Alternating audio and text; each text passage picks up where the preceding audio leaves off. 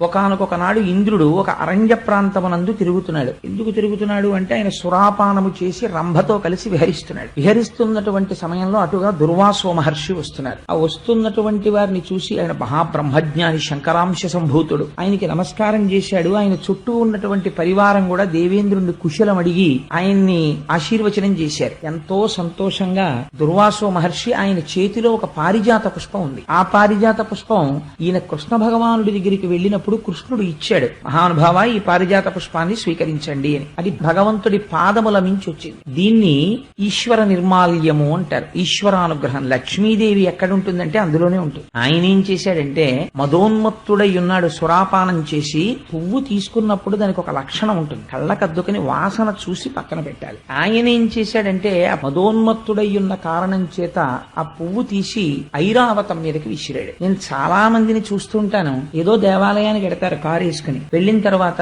వచ్చినటువంటి వాళ్ళు ఆదరింపబడవలసిన వారన్న ఉద్దేశ్యంతో ఈశ్వరుడి మెడలో ఒక పెద్ద పుష్పహారం తీసి వాళ్ళకి ఇస్తారు. వీళ్ళు వెంటనే ఏం చేస్తారంటే తీసుకెళ్లి కారు బాయినెట్టికి తగిలిస్తూ ఉంటారు. ఇంద్రుడు ఐరావతం మీద వేయడానికి పుచ్చుకున్న దండని ఈశ్వర నిర్మాల్యాన్ని పట్టుకెళ్లి కారుకు తగిలించడానికి తేడా ఏముంది నాకు చెప్పండి. ఐరావతం మీద వేస్తే ఆ ఐరావతం విశేషమైనటువంటి తేజస్సుని సంతరించుకుంది. అది భగవంతుని యొక్క నిర్మాల్యం. అది దాని శిరస్సు మీద పడింది. అది స్వీకరించి అది తేజస్సు పొంది ఇంద్రుణ్ణి మోయడం మానేసి అరణ్యంలోకి వెళ్ళిపోయింది. మానేస్తే దుర్వాసో మహర్షి చూసి అన్నారు, నీకు ముకుంద పాదార విందముల నుండి వచ్చినటువంటి పారిజాత పుష్పాన్ని తిరస్కరించావు కనుక, ఐరావతం మీదకి విసిరావు కనుక ఉత్తర క్షణము నీవు ఐశ్వర్య భ్రష్టుడవగదువుగాక. నీకు ఐశ్వర్యం పోతుంది. స్వర్గలక్ష్మి ఇప్పుడే బయలుదేరి తన స్వస్థానమైనటువంటి వైకుంఠంలో ఉన్న మహాలక్ష్మిలో ఐక్యమైపోతుంది. ఇహ స్వర్గమునందు ఐశ్వర్యం ఉండదు నీకన్నా. ఈ మాట అనగానే శత్రువులు వచ్చేస్తారండి. ఒక కారణం ఉండాలి కదా పోవడానికి ఐశ్వర్యం. రాక్షసులందరూ వచ్చేశారు, చుట్టుముట్టేశారు, పడగొట్టేశారు. పోయింది ఐశ్వర్యం. ఇప్పుడు పోయింది కాబట్టి ఏం చేయాలి? తెలుసుకున్నాడు. కారణం ఏమిటో తెలుసుకున్నాడు.